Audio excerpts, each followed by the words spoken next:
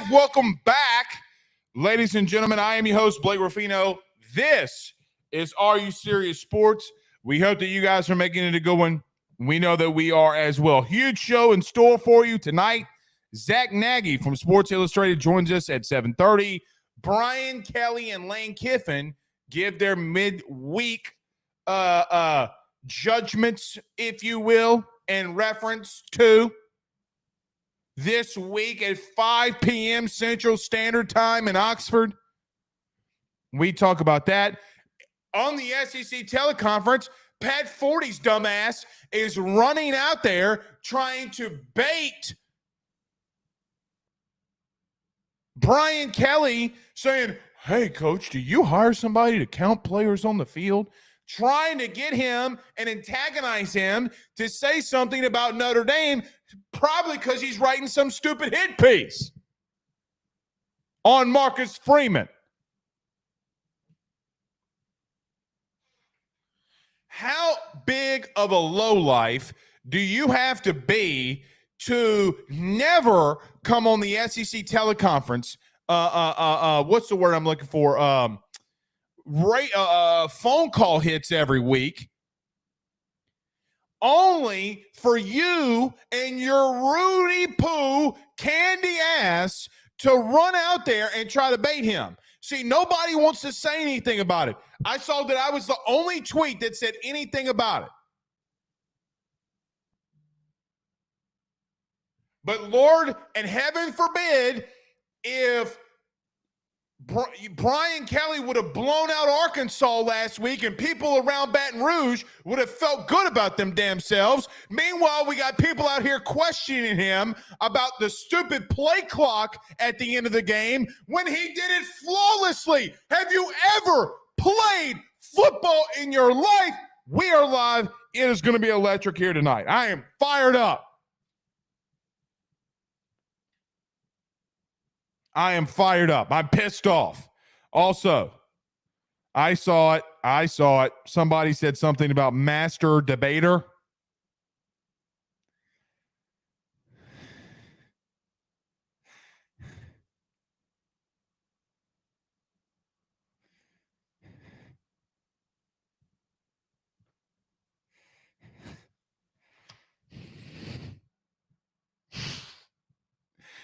Can we get past 7:05 p.m. Central Standard Time before the shit just hits the fan? All right. Pooh Bear's in the house, as you can tell. Oh, God. It's not even 7:00. It's 7:06. It just turned 7:06. Where the gummies at? Oh. True. Week 5 preview. We give you our 8 picks for the week. I think that there is a couple of SEC games that are massive outside of LSU and Ole Miss. We'll talk about those here tonight as well. And if we have time, Saints and Bucs. Brandon Graziano says, guess it wasn't that BK can't win a big game, but that Notre Dame can't win the big game themselves. He's not wrong, man. You know what I mean? He's not wrong. At some point, it's got to, maybe your take sucks. You know what I mean? We got a lot to talk about. Here tonight. All right, let's get rolling. Everybody do us a favor by hitting the like and share. Should all, you know what I forgot? Where's everybody watching us from tonight? I got to admit, the 318-31 great. Everybody in the 318 been representing. Where is everyone watching us from tonight?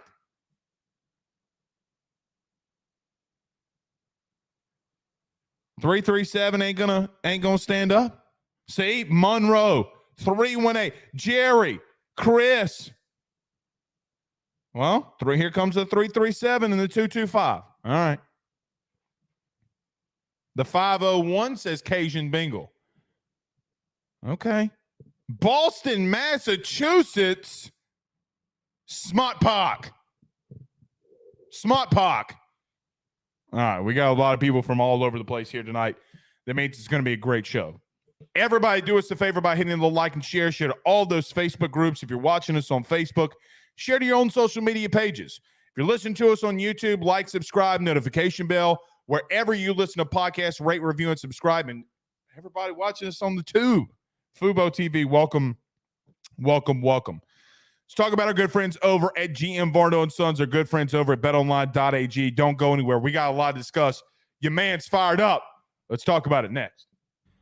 BetOnline is the fastest and easiest way for you to wager on all of your favorite sports, contests, events with the first-to-market odds and lines. Find reviews for all the news for each league, including Major League Baseball, NFL, NBA, NHL, combat sports, college sports, esports, and even golf.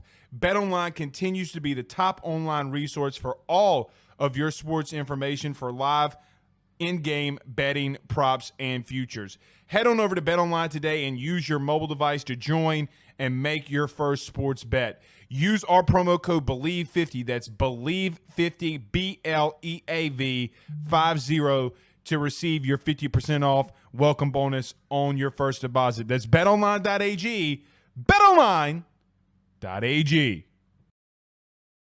With over 65 years of experience, nobody is better equipped to service in your vehicle than GM Varno & Sons. RV repair, big rig overhauls, motorhome chassis, routine maintenance, tire rotations, tire sales. No job is too big or too small over at GM. If you break down on the side of the road in the greater Baton Rouge area, they will come and get you. And the best thing about that is that they can come and get you, and then they can bring your vehicle back to their shop and start the repairs right then. Again, GM Varno & Sons. Go see them over at 2500 Fuller Boulevard. Give them a call at 225-664-9992, 225-664-9992. Tell them your good friend Blake Ruffino sent you on by.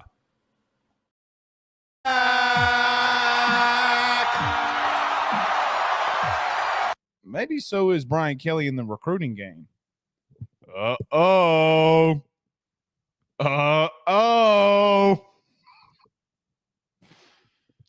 Y'all done pissed him off.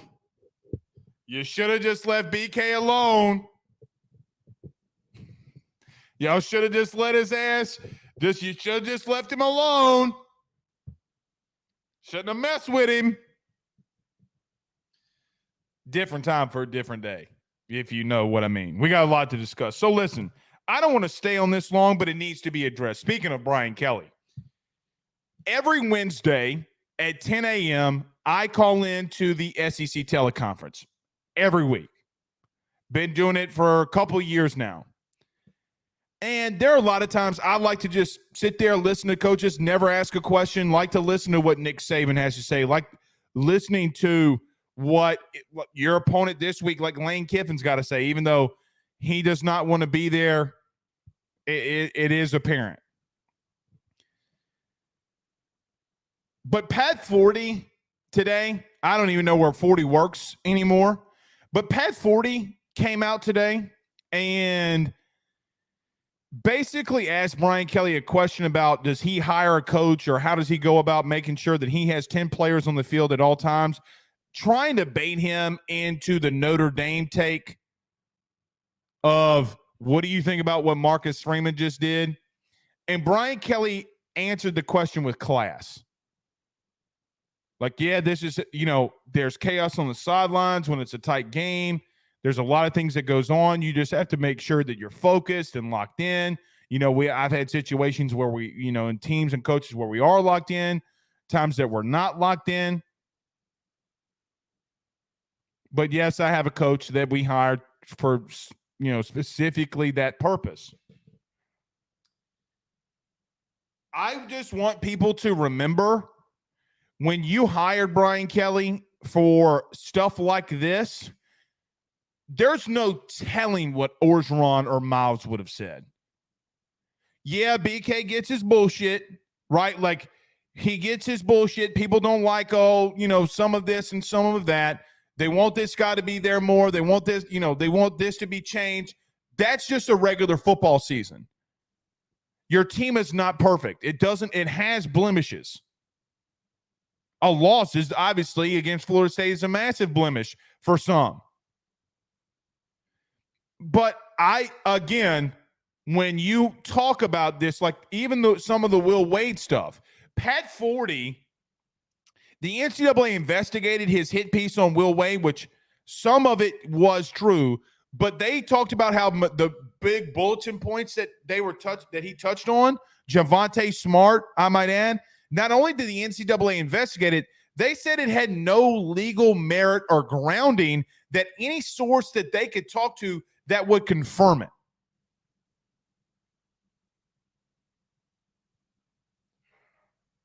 They said it was bullshit. In a nice way, they came out and said, hey, Pat Forde, we know that you've written stories about LSU before. Everything you said is uncredited and a lie. And then he comes after Brian Kelly trying to bait him. So when stuff hits the fan and you want to, the birds start coming out, I even see some of them, which are absolutely ridiculous about, well, Brian Kelly can't do X, Y, and Z, yada, yada, yada.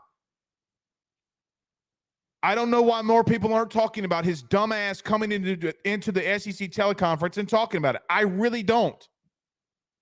I really, really, really don't.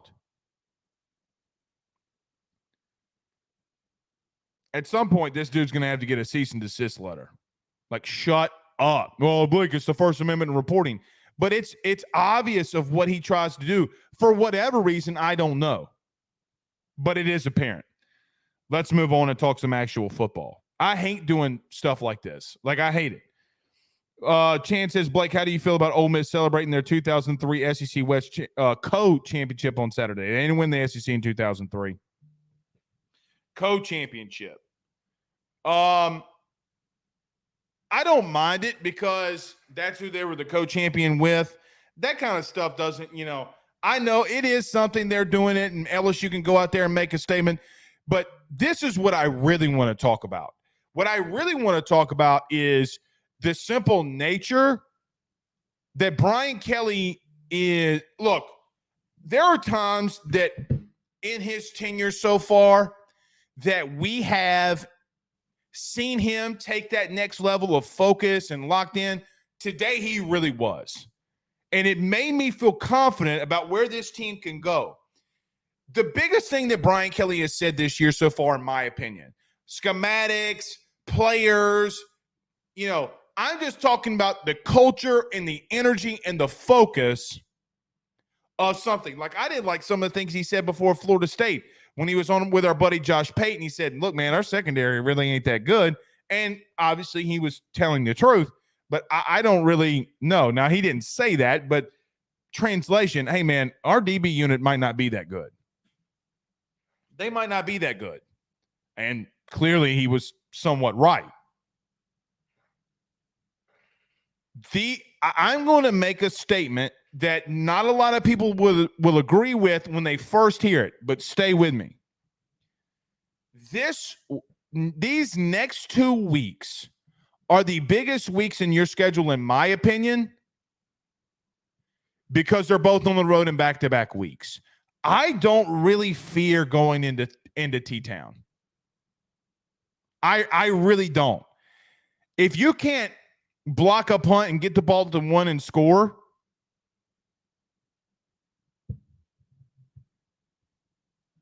I don't fear going to T-Town.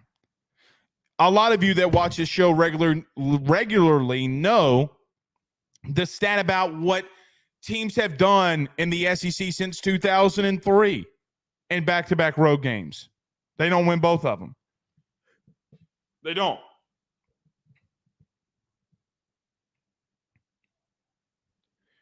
A locked-in, focused team, a team that the next 2 weeks is probably the most challenging because they're not in your home venue. You don't get one of them. I think that they can be – I really am just on pins and needles, really and truthfully. But today, what I heard from Brian Kelly on the lock-in and focus and him already preaching and emphasizing that makes me feel a lot better about going into Oxford this week and winning. Now, Lane Kiffin was up there and felt like it was, in some instances, a dog that was like, when your dog poops in your house when it's young, you get a new dog and it poos in your house and you're like, no, you put its nose in it. You don't poo in my house. That's how I felt like listening to Lane Kiffin. It's like, he seemed like a dog that like puts his head down and pouts. But he's wounded. And I'm going to tell you something. They still have a lot to play for. They are a dog in a corner. Now, what makes me feel good about them being a dog in a corner is last week you faced another team that was like a dog in the corner. You could probably call it a hog in the corner. No, not talking glizzies. They were legitimately wounded going into Baton Rouge last week was Arkansas. And they came in there swinging and fighting. Can you get your team and tell your team, listen, we had a team that was wounded. You were like that against Florida State. Just because you rebounded and looked flawless offensively against Grambling State means nothing. Means nothing. You got to go in here and focus because they're going to give you everything that they have. It's going to be a tough environment. Now, Oxford and Vaught Hemingway Stadium doesn't really get that loud. I even think that Mississippi State is louder than going into Vaught Hemingway, but it's going to be drunk, 401k push planning, white dude in suits that are going to be screaming their ass off, no pause, or massive pause, all night long. It's very simple. I agree with your head coach. I agree with BK. It's really simple. You're going to have to get your – it's the same take from a week ago. It's the same exact thing. If your front seven cannot slow them down and dominate and actually get to Jackson Dart, guys, there is a very strong potential this could be a long game. Now, last year, this was Jaden Daniels' coming out party. I kind of feel like he already had it this year already when he went into Starkville. Now, historically, there have been times where Jaden has really played well on the road. Mississippi State, Florida, going up to Atlanta last year, having 207 yards passing in the first half. He's done some really good things on the road. But what happened in getting the win against Arkansas last week, I think massively benefits you looking into this one. You're telling your guys, and they have to know, like, hey, man, this is the SEC. There is no give-me's. There is no, hey, Vanderbilt, you're not going to Nashville this week and taking on Vanderbilt. You're not. You're not. I don't think this team is looking ahead to a potential Missouri team who actually does play Vandy this week. Guys, you go to Como next week, Missouri's going to be 5-0. They're almost halfway through. They'll be almost halfway through their regular season when you play them. It will be halfway through the regular season, which I can't believe we're freaking almost there, which is nuts. But you sit in a place where you got to come away with a W. Everything is still in front of you. You got to preach that home. Now, Lane Kiffin talked a little bit today, and he talked a little bit yesterday about his offensive line. And he talks about some things that they have to clean up. But he doesn't know if they have the personnel right now to be able to do that. It's what he essentially is what he's saying. The same take as last week applies again. Now, it's not going to apply next week against Missouri. It's just not going to. Your front seven has to get after Ole Miss. They cannot run the football. Guys, Tulane is a team that slowed them down massively in the running game. Massively. Last week, Alabama was licking their chops when this team tried to run the football. You got to get your guys in there that have done good in the run game. Jordan Jefferson's going to have to play and play a lot. Like, if 99 is not in the game, your best defensive run stuffer, I don't know, man. I just do not know. Now, I know a lot of people fell in love with Whit Weeks yesterday. Sunshine, sunshine, sunshine. Greg Penn, Whit Weeks, Savion Jones, Mason Smith, Mekhi Wingo. If there is a game you obviously knew and felt pretty good about, LSU could escape beating Mississippi State and Arkansas and Mason Smith not having a great game. Kind of knew that. This is not one of those weeks. They are not a good O-line. You got to go attack them. And by the way, I'm going to tell you what's going to happen this week. Arkansas has Texas A&M. That A&M defensive line is going to eat them alive. I've seen BYU do it. I've seen Kent State do it. They are beat up. You were the ones that couldn't stop something for whatever reason. Schematics, not enough energy, not enough focus, whatever it is. Maybe your girlfriend didn't give you none. Whatever it was last week, it's got to be fixed this one. Because if Lane Kiffin gets that running game going, we are in trouble. We are in trouble defensively. Jaden Daniels cannot continue to bail you out. He can't. Now, do you need him to? Maybe. Last week, he had to go perfect in the second half. You didn't get him enough stops in the second half. Hell, you did not get him enough stops in the first half. What the hell am I talking about? They went for it on fourth down, didn't get it. Had to go for a couple of field goals. Then late, they got a touchdown on the fade route that Denver Harris gave up. You didn't stop them. You slowed them down. You clamped down in the red zone. Sure. But you know what's interesting? LSU, here's something that I want to be and put a lot of emphasis on. You look back to last year and you look into this one. When games are really close, Alabama, Arkansas, Auburn a year ago, shit, you can say Arkansas both years, really 2020 and 2021. Brian Kelly and this staff has coached you into wins. Now, A&M, I think is a different beast because you were beat to shit in that front seven.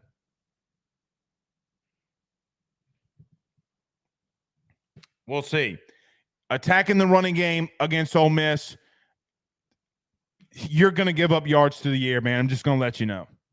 Like, if let's go ahead and rip that Band-Aid off now. Rip the Band-Aid off now. You're going to give up yards to the air.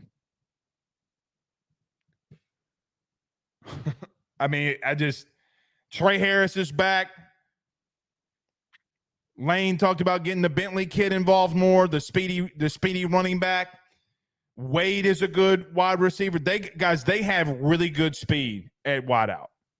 Now, I don't know if that benefits you well because you play some really big receivers. You know, LSU, when their secondaries had issues, it's guys that are 6'4 plus that have given them a lot of issues. A lot of issues. Tight end, over 6'4", big-bodied receivers, have given you massive troubles. What's going to happen when you have to face off against some really fast ones? Because if there's one thing Ole Miss has, they got some speed at wideout, some serious speed. The Bentley kid at running back, the Wade kid at wide receiver, they got some dudes that can take the top off.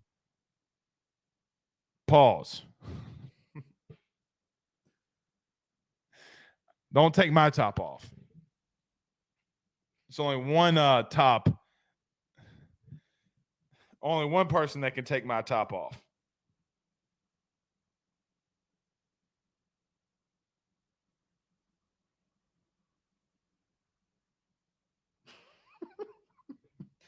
Do I sound like the Twitter Spaces from last night? All right. Let's get to a couple of these comments. But do I?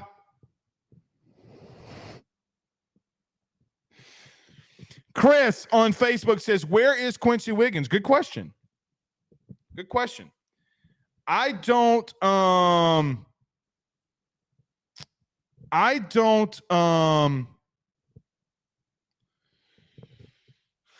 think Quincy's ready. BK was asked this week in his press conference, like, hey, are you going to start rotating in some more dudes? He basically was like, no, not really. Like, who's playing is probably who's going to play.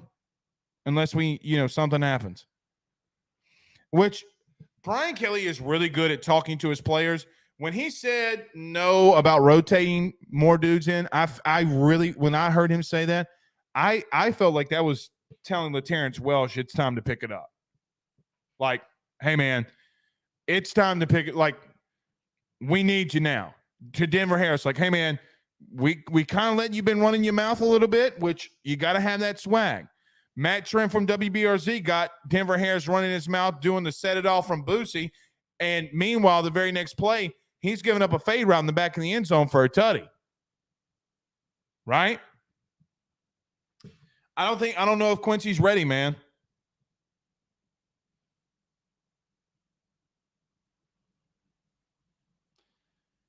Jesus, take the wheel. I will say this. He's not wrong, but that's not the reason why. The reason why they're doing that, they're also the first team in first downs in the country, offensive and defensively. Florida. They play keep away. They also have more time of possession than anybody. Quarterbacks have less attempts. All right, let's get rolling. And they play Joe Milton and backups from Utah. So we'll see. We'll see. All right, let's talk about our good friend Tyler Alexander over at eXp Realty, our good friend Carol Foss over at State Farm, Zack Nagy, Sports Illustrated. We talk to him next. He will sell your house and find you a new. Well, Tyler's the man, he's here for you. If you want to buy or sell, well, it's not too late. Dial 955-0008. Just call 955-0008. Y'all call Tyler, he'll shoot you straight. Guys, you might know my good friend Carol Foss and all the great service that he provides over at State Farm. He is your good neighbor after all. But did you know State Farm has surprisingly great rates as well? Along with the great neighbor service, State Farm agent Carol Foss has surprisingly great rates for everyone inside the state of Louisiana. So call him today at 985-395-4300, 985-395-4300 for all of those surprisingly great rates on auto, home, and life insurance needs. Like a good neighbor, State Farm is there, and individual premiums will vary by customer. All applicants subject to the State Farm underwriting requirements. Zack Nagy, Sports Illustrated. Good evening, good sir. How are you? How we doing, baby? We're back. We are back, but not like Texas. Yet, not yet. I'm not giving them that moniker yet just because they beat Alabama. I'm not ready for that either, so we're on the same page. Zach, what you got? I'm a little nervous for this weekend. A little. And let me tell you why. Because I know that Tulane stopped this team running the football. I know Alabama did, and to some extent, so did Georgia Tech. Man, if this front seven can't get after this team in this running game, then we got really big issues. Yeah, I agree with that. And my thing with this was kind of like you saw the front seven make an impact and cause commotion inside, but it's kind of just, getting home. They're not getting right.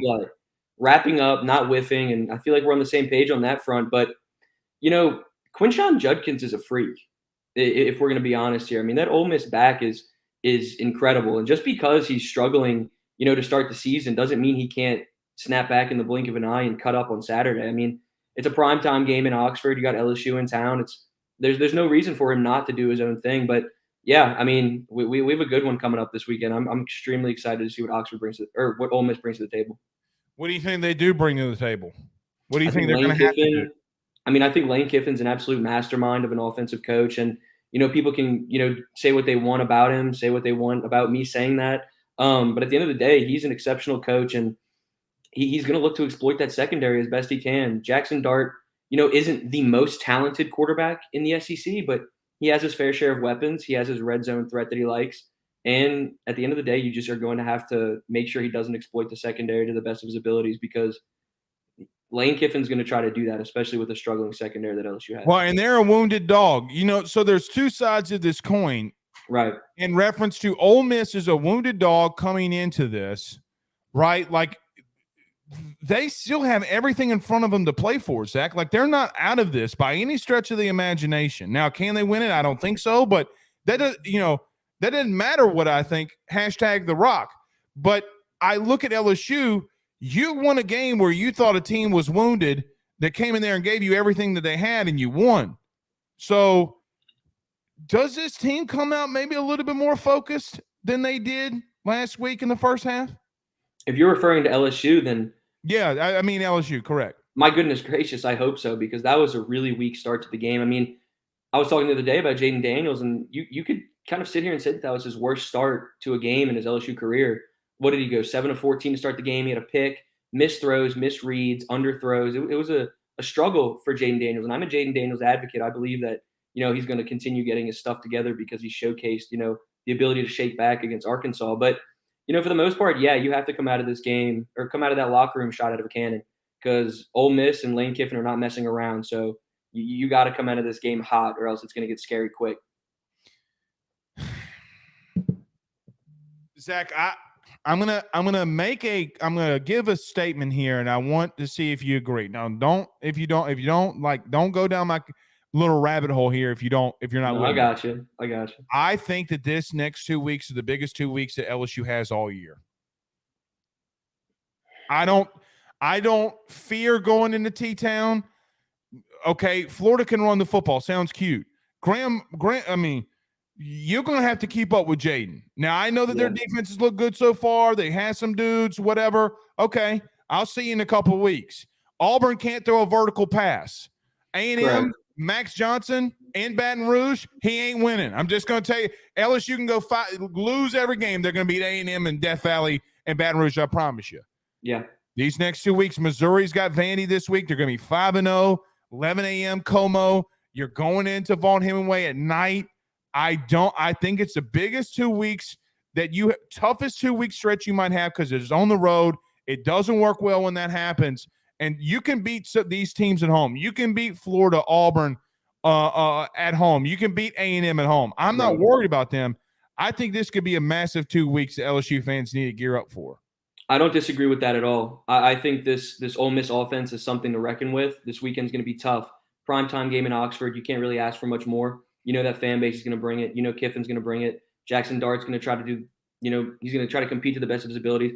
I'm excited for the Mizzou game, man. I'm excited to see what Missouri brings to the table. I'm a big fan of Luther Burden. I think he's an extremely talented wide receiver he's an all-SEC caliber guy. And, he came to college as this coveted recruit, top 5 just prospect in the nation. He took it by storm. So, yeah, they're going to look to exploit the secondary once again. And these next 2 weeks are big for the program, but it's also big to see what you're dealing with in the secondary. Are you going to give LaTerrence Welch a chance? I heard you talking about it a minute ago. Are you going to keep rolling with Deuce Chestnut, Denver Harris, Alexander? Are you going to shake some things up? What are you going to do in that regard? Because it's a big 2 week stretch for the secondary, man. Yes, for the program, it's significant. But you're going to see the secondary get put to the test, and how will they respond is what I'm kind of circling and looking at over the next couple of weeks. Why do you think that LaTerrence Welch hasn't played? It's an interesting question, and obviously, we don't have access to practice during the season, so we don't really know necessarily what's happening behind closed doors, but it's intriguing for me to not see him be on the field, just because at that spring game he cut up and he was tremendous. If there were 2 or 3 breakout guys that you saw during that game, LaTerrence Welch was circled as one of those guys who was emerging. And then something happened. He stalled, and this program hasn't even given him a shot this season to do what he does. And it's been kind of intriguing just because of how much of a struggle the secondary's been. So, something must be happening behind closed doors. Maybe he's not advancing as You just quickly think as he's they want not him picking to. something up? I mean, it's not a talent thing. I've seen LaTerrence Welch shine. The talent is not a problem. I don't know if it's a Matt House scheme thing. He loves to throw different looks around, but something's going on where they're not really giving Welch a chance, and it's very interesting to me. I'll keep using that word because I'm not quite sure why. Whit Weeks was the guy that the media got to talk to yesterday. Sunshine. Man, he's a beast, dude. He's a beast. I'm a huge fan of him. Anybody who gets the chance to talk to him, he's lighting up, he's smiling, he's eager. He wants to learn. He's He wants happy to to talk be to here, everybody. man. Wait, what? He's just happy to be here. Dude, he is just an eager go-getter, and to talk to him was phenomenal. He gave us a couple fantastic quotes the other day, but man, he's something, dude. I love Whit Weeks. Love him on the field, of course. Love him off the field. Class act, true freshman. He's going to be around for the next couple of years, dude. You got a beast in that kid. That's somebody who's going to burst onto the scene and keep doing it because he shined in weeks 3 and 4. It's only a matter of time until he keeps on hitting that next year. If Omar Speights is healthy, which he was not, he's battling that hip flexor injury. That's a tricky one. Well, and he was battling it against Florida State. I got that one kind of confirmed. So, look, I mean, I was told that he was playing like 65, 70% at max against Florida State. With him now being back a little bit in the fold with Whit Weeks, you think we see anything intriguing here? Do you think we see a wrinkle with some of these guys? I mean, is there going to be something that we're just, like, hey, man, they found something with this with Omar coming back? I'm just really intrigued to see how these rotations work out, which is obviously what you're hinting at because, Omar's the savvy vet. He's the guy who's been there, done that, and obviously playing at 60, 70% is not going to cut it in SEC ball. It's just not. You're playing against the best of the best on a weekly basis, and you have something in Whit Weeks. This is a guy who's emerging, and he's only going to get better with more playing time under his belt, more snaps, more reps. And he was really complimentary of somebody like Greg Penn III. He was saying if he was kind of confused and unsure of what was going on, he'd look to his brother on the side and talk to, and his brother being Greg Penn, and of course he has his brother West Week as well. But yeah, you got to. He's sitting there and, from another mother. Yeah, he's talking to his boys, talking to his teammates, and they're helping him out. So is something kind of brewing in that linebacker room at that second level, man? Time will tell. This week's going to answer that question. But man, you got Omar, you got Harold, you got Greg, you got the Weeks brothers, man. You got something coming in a big way at that second level. And it was kind of a position group where we were looking at during fall camp, like, what's going to happen here? There's not a lot of bodies. They didn't go to the transfer portal and kind of do what we thought maybe they would do. They knew what they had in Whit Weeks, maybe. And Whit Weeks kind of emerged as this dog that we were hoping he would become. And he wasn't this coveted prospect. He was this 3-star guy. He wasn't this highly coveted guy. He was well respected. And in-state Georgia was going after him like hell. I'll put it that way. But LSU beat him out, got the job done, and man, he's shining, dude. He's gonna hit that next gear soon. He's a dog, man. The only thing that I'm looking for, personnel wise, at this point, you are what you are offensively. Look, Lance Hurd didn't play last week. Nobody said anything. Yeah. You notice how that was? Nobody said a word Monday about Lance Hurd not playing. Well, you know why he didn't play? Because Miles Frazier was kicking ass and taking names. He was kicking ass, and don't sleep on that Arkansas, defensive line. That defensive front is nothing to, shy away from. He made talented. He made Jeff Coat look like Jeff Coat soft. That's the only way I'm going to put it. Well, was it 3rd or 4th round pick, and he was on that ass. No applause, but he was on him all. So it's funny how on Monday nobody asked about Lance Hurd. Look, when Miles Frazier's cooking, and you're not going to sit there and kind of like talk about what if or what they should have done when you have an offensive line that was handling business to a degree. And I was extremely pleased with Frazier. There's a lot of people talking, there's a lot of chatter, and for him to go into the field in Death Valley in the SEC home opener and handle business, hey man, do what you got to do. It was impressive. You know what personnel change? The only personnel change I'm looking for to see if they do anything. 99. Now, me and you talked when we were at practice during the off-season camp, whatever you want to call it. Yeah. And we talked when we were on the sidelines together. Hey, man, I know Mason Smith, but 99 has been kicking their ass all day long. And we're talking about this offensive line who has not been bad. He wasn't going against Miles Frazier. He was going against 66 and 50. Even though he was that big of a dude, like they put him out there to test him a little bit in camp. Man, you got to start 99. I'm sorry. Wow. At some point, you're going to have to start him and get him in there. He's been that disruptive. He's been the talk of the town. I mean, he's been doing some extremely impressive things. And do you put him? It's an interesting thing what you do from a schematic standpoint. I start him. Look, I'm not saying sit Mason. I'm not saying sit anybody. I think there's a role for Mason Smith on this team. No, clearly he's one of the best players there. I don't even want to go down that path because we've just seen so many people bad mouthing Mason Smith right now, and it's tough because you see somebody like Jordan who is shining, and you don't know what to do from a scheme perspective. But dude, well, you kind of do. I want to know what you got. Get his ass in there. Take somebody out. I don't care who it is. Wingo, I don't care what you got to do. With all due respect, I mean, he took up a double team. So on the Andre Sam interception, yep, he's the one that's beautiful call on your part. Keep going. So, and then you had the second worst throw of KJ Jefferson's night, the Greg Penn RPO tap pass. Okay, the only reason that is happening is because he's now got to step up in the pocket and his throwing lane is off, and Greg Penn almost comes down with a pick. These are two pass rushes that he had that he affected everything. Oh, and by the way, Mekhi Wingo needs to take that man to Supper Club because he's the reason that he got the sack. I don't disagree with that at all, and I think that's a really good film breakdown from your perspective. I love Andre Sam, by the way. I'm going to throw that out there before I even hint the defensive line stuff. But, dude, he's causing commotion down low, and I'm loving everything that he's bringing to the table. You're going to have to figure out a way to keep him on the field, whether it's starting, giving him significant snaps. Something's got to change, from a schematic standpoint to keep him on the field because, my goodness gracious, he's doing some damn good things inside. And, you got Mason Smith as a weapon who's going to cause some havoc sooner rather than later. Mekhi Wingo's putting together quietly an all-SEC caliber season. So you're going to do something. I don't know what you do, but you have to keep them on the field at the same time because especially it's against a team like this. You get to Jackson Dart, you keep that run game in check. This week's going to be a big test, and a lot of questions are going to be answered through the first half, in my opinion. Well, and here's another thing. I know that this might not make a massive pass rush difference, but if you're not going to send Perkins any damn way, then you know who I want? Jones, Jefferson, Smith, and Wingo. Mm-hmm. If you're putting Wingo out on the edge to bull rush a tackle any damn way, right? Like you're already doing it. Don't give me the excuse that you can't find the four in that rotation. If you're not going to send Park now, if you're going to send Park, you're going to put him on the edge. That's a completely different beast. But if you're going to let Mekhi Wingo be your main pass rusher on third down, then my goodness gracious, you better get someone who's wreaking havoc. Dude, I mean, you're just seeing so many weapons emerge at this defensive line. We haven't even sat here and talked about Deshaun Womack. Like, we haven't even brought up his name yet.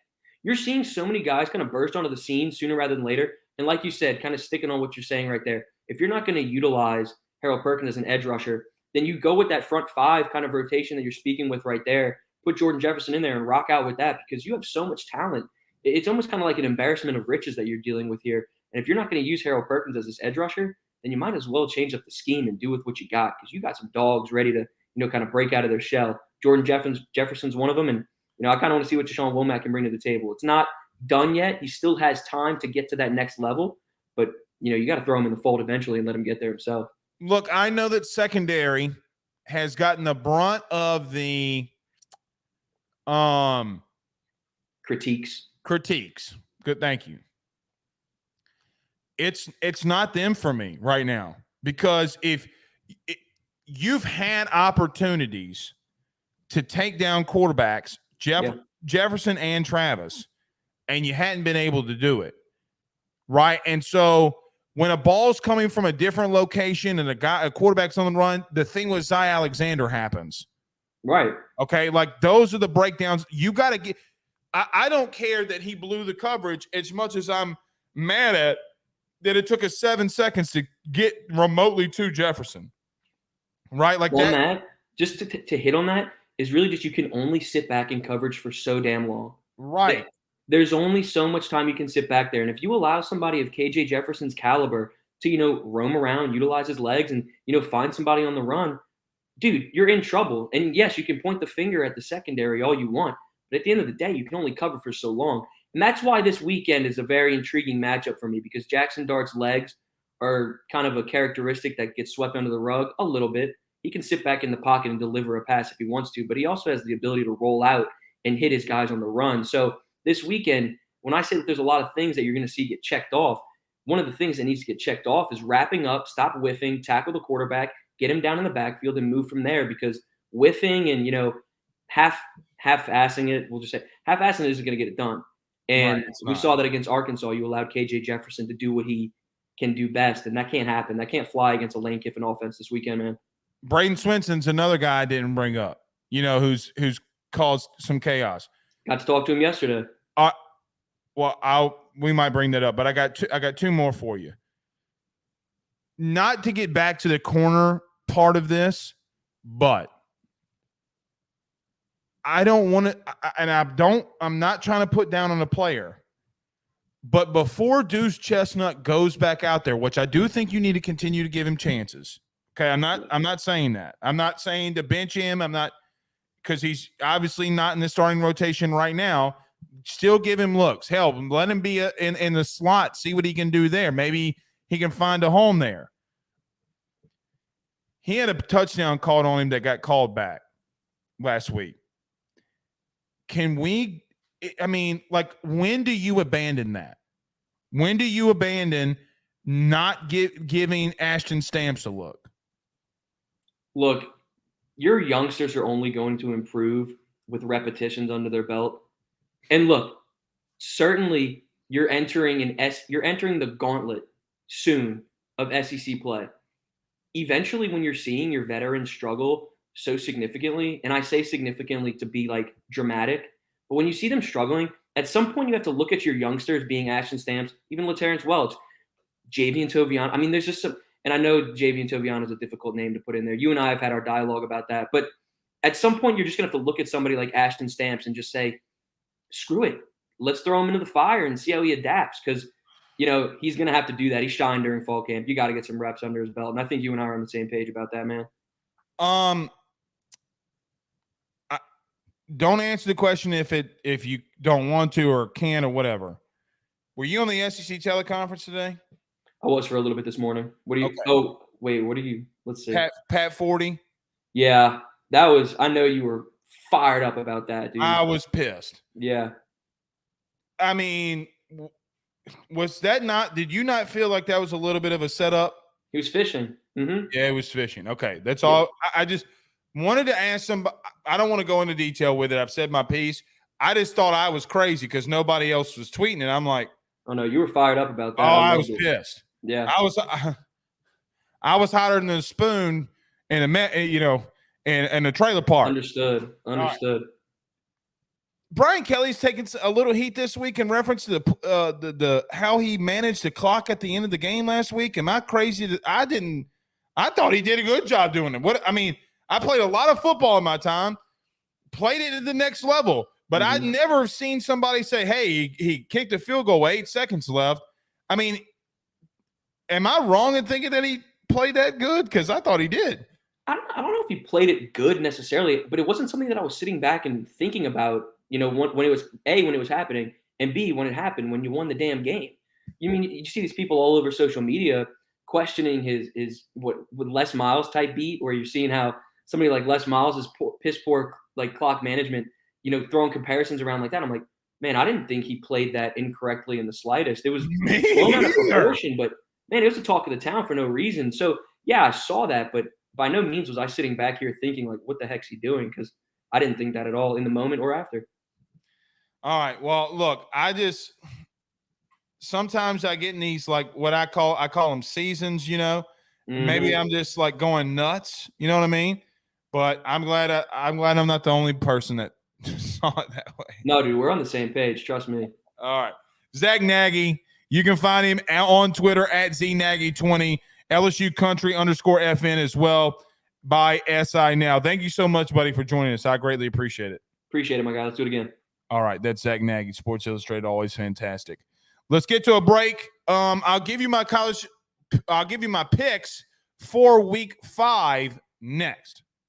by the Drake Williams Law Firm, drakewilliamslawfirm.com. Whether you've been injured in an accident, you're preparing for a future with your estate planning, you're getting ready to close in on a real estate deal, or you're about to welcome a new addition through adoption into your family, or you're facing criminal charges, you need very experienced attorneys, and that is what the Drake Williams Law Firm will be able to do for you in navigating the legal system. The door to their cozy office in historic downtown Ponchatoula has been open since 1981. They have helped thousands and thousands of Louisiana families and individuals win cases, close on real estate deals, and regain that peace of mind. Their lawyers over at the Drake Williams Law Firm, Ernie Drake III, Ryan J. Williams, and Summer Vicnair, are very determined, compassionate, and dedicated to their craft. It's the Drake Williams Law Firm, drakewilliamslawfirm.com. Give them a call today at 985-386-7600. Tell them your good friend Blake Ruffino at AYS sent you on by. Bayou Daiquiris at Bayou Bowl and Go is owned and operated locally by Steve and Lisa Bean. You can find them at 1512 North Highway 190 in Covington, Louisiana. That's 1512 North Highway 190 in Covington. The North Shore's first crawfish drive-thru is about to step it up another notch by bringing you drive-thru daiquiris as well. You can call in your order today at 985-888-1914, 985-888-1914, because you know what? Daiquiris and crawfish, it's a Louisiana thing. So, week 5 is upon us. And I think, personally, it's a pretty sneaky good week when it comes to games, even in the SEC. One game that I want to – so it's an opponent that you play. So I'll start here. Florida, Kentucky. I am not, beyond a shadow of a doubt, sold on Mark Stoops in Kentucky. They have had games against very inferior opponents. They have had games and halves where if you thought that your half was bad against Arkansas, you should go and watch Kentucky versus, what was it, Eastern Kentucky. It was not good. They are play good defense, run the football, play action team. Problem is, so is Florida. But I've seen Florida tested. I've seen them go against Tennessee. I've seen them go against Utah. And their defense, for what it's worth, has been really good. Now, you look at the Utah game and say, what are you talking about, Blake? Well, they are first in the country in multiple defensive statistical categories. Like, they are the least team in the country to allow first downs. Their running game offensively has helped their secondary in reference to there's not a lot of time. They take a lot of time. They're winning games with the time of possession. They have the ball a lot because they run the ball. Even against Charlotte, they do not really and truthfully, they don't I don't want to say Billy Napier is a Les Miles type of dude that just like, hey, we're going to go in these kind of games. We're going to not show much. We're going to run the football. We're going to establish that I'm a good play caller running the football. They do. I'm taking Florida. I don't think Kentucky – I think Kentucky's a little fugazi. I think that their offensive line is not as good as people think that they are. I think that that defensive line and the DN specifically for Florida, actually they do have some dudes on that defensive line that can really play. I think they get after Devin Leary. I think they get it to him at least 3 times on Saturday. With that being said, I'm taking the Florida Gators. Texas A&M and Arkansas. This one's tough for me. Max Johnson is a good quarterback. I don't think that he has the upside of Connor Wegman. And I know Arkansas is coming off a game against LSU and BYU where they played it close. But if LSU can get to KJ, and I know that they did not finish with the sacks or the amount of sacks that they wanted, But that defensive line for A&M is for real. And you look at a game like Miami, and Miami threw the ball all over the place. You can't deny that. The secondary for Texas A&M is not good. It's not. Some can compare it to yours. It's not been good. Had a great week last week against an Auburn team who cannot throw the football to save their life. That D-line's going to get after KJ and get after him a lot. If Arkansas winds up winning, KJ's going to have another stellar week. This week, though, he's going to have to use his legs more than he did a week ago against LSU because that D-line's going to be in his lap. Guys, they are really good up front. I think Max Johnson played exceptionally well last week when A&M could not get anything going offensively. Connor Wegman goes out, and he is out for the year, which really, I mean, look, even though they're a rival, I do not like that a kid goes out and gets hurt. I want to play the best of the best. Max Johnson played really well. I think they got too many weapons. I think that their O-line is coming to their own. They're playing multiple freshmen along that offensive line. The Basantis kid has looked decent. I'm going to go A&M. This game is in Arlington. I know. I think Arkansas has – I don't feel good about taking Texas A&M, but I am. Give me the Aggies. You know how I feel about LSU and Ole Miss. We'll talk about that tomorrow. Here are some other quick picks. Notre Dame over Duke, Texas over Kansas, USC clearly over Colorado.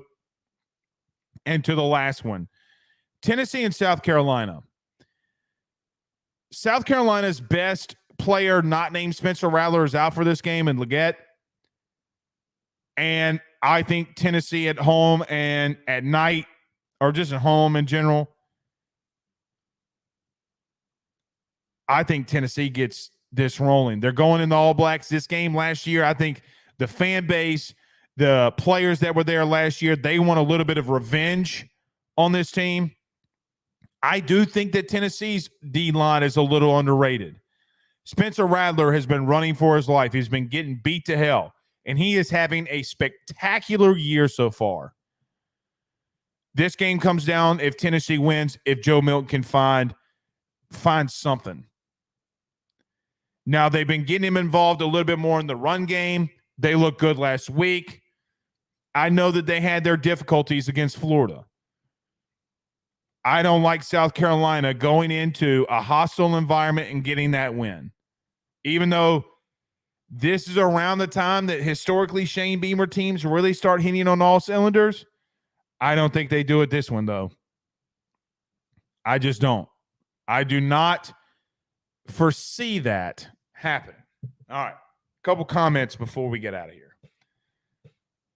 And yes, I do think USC is going to blow the waters off of Colorado. Blow up. They're going to kill them. Paul Sub Martin says his winners this week: A&M, Kentucky, Georgia, Missouri, LSU, Tennessee, Alabama. You know what's interesting? I know I brought this up earlier.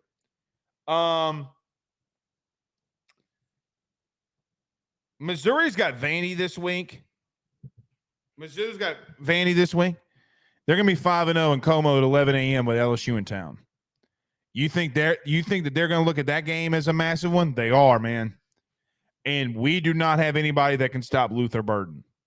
We don't. I'm just telling you, we don't. We do not. Maybe Denver Harris, maybe. We don't have anybody that can stop Luther Burden. Or I don't even know if they can slow him down. I'm being serious with that. But I like Paul's Hub's picks other than the Kentucky one. I think we're right where we picked every one of them the same. It was just Kentucky. So, yeah, I don't mind that. Utah, I Run Tall Stop says Utah couldn't score on UCLA. And I actually took Oregon State. Oregon State, for that reason, I'd only run Tall Stop. But I never picked the Utah games right. I got one right when they played USC in that Pac-12 title game last year. Put a little, I put a pretty big sizable amount of money on that game. Kevin says, Blake, is the book closed on AA as punt return? Aaron Anderson is punt return. Seems that way, man. Seems that way. You know what that's interesting about that? Did I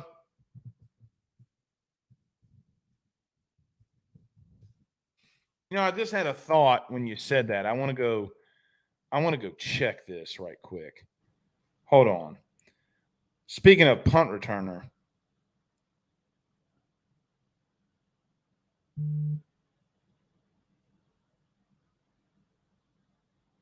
No.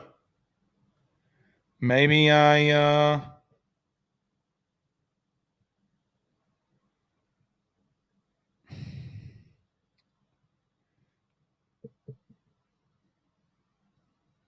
Okay. No, Arkansas didn't punt last week, did they? Maybe once. Let me check this. It's funny because I was thinking about they punted that's right. They had a 3-and-out to start the game. Greg Clayton. That's right. That's right. They had one punt Arkansas last week in starting the game, and they ran the field on you the rest of it. First thing about who's going to be the guy at punt returner, you can't stop nobody. You can't stop nobody. Mac Daddy Donk says, why is LaTerrence Welsh not getting no playing time? I don't know. I think it's got – at this point, it's got to be he just doesn't understand the defense. Like that the light bulb hasn't clicked on for him. It has to be. Something's up. Something has to be up. And then that's not sourcing. That's strict opinion because I have no God earthly idea. None. See you guys tomorrow. Peace out, Girl Scouts. Peace.